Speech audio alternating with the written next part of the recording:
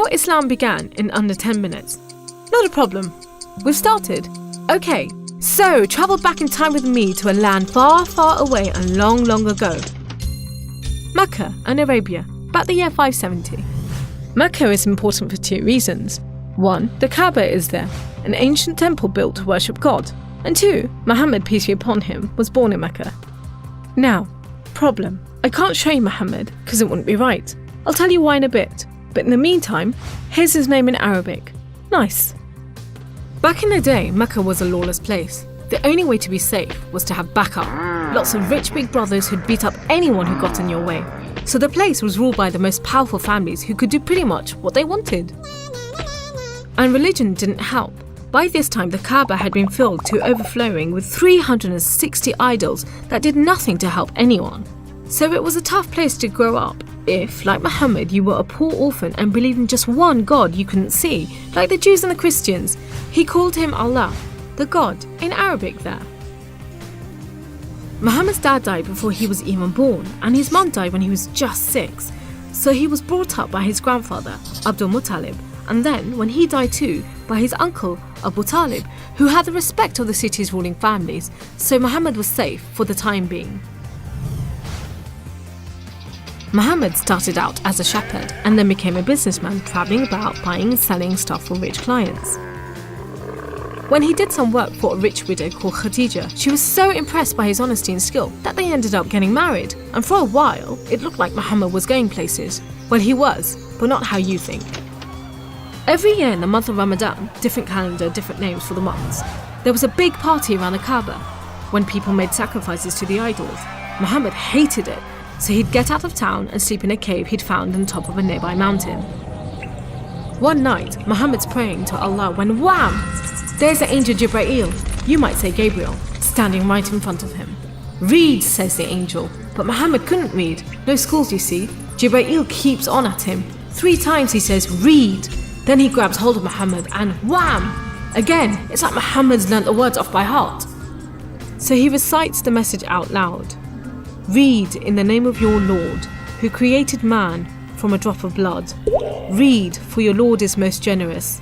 He who taught by the pen, taught man what he did not know. It was a message from Allah. God was speaking to him just like he'd spoken to the prophets in the Jewish and Christian holy books, which meant he was a prophet too. The messages continued for the rest of Muhammad's life. Allah gave him the words to say and the prophet recited them. The words were written down by his friends, and years later they were collected together and became the Muslim holy book, the Quran, which means recitation, because Muhammad recited it, you see? Anyway, that was much later, so back to the night of power. Muhammad tells his family, then his friends, and eventually everyone about Allah, that he's the one and only God, that he wants everyone to be treated fairly, and long story short, it didn't go down well with the ruling families of Mecca, who liked things just the way they were, thank you very much. You see, Islam means obedience to Allah, and Muslim means someone who obeys Allah, and the ruling families didn't want anyone obeying anyone else but them. So the people who believed in Muhammad's message, the Muslims, were given a hard time. Some were even tortured and killed. A few of them managed to escape to Abyssinia, Ethiopia. But most were stuck in Mecca.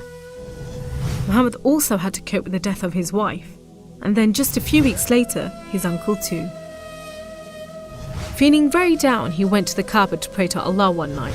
Then, the weirdest thing happened. Jibreel turns up, sits him on a winged horse called Al-Buraq and flies him all the way from Mecca to Jerusalem.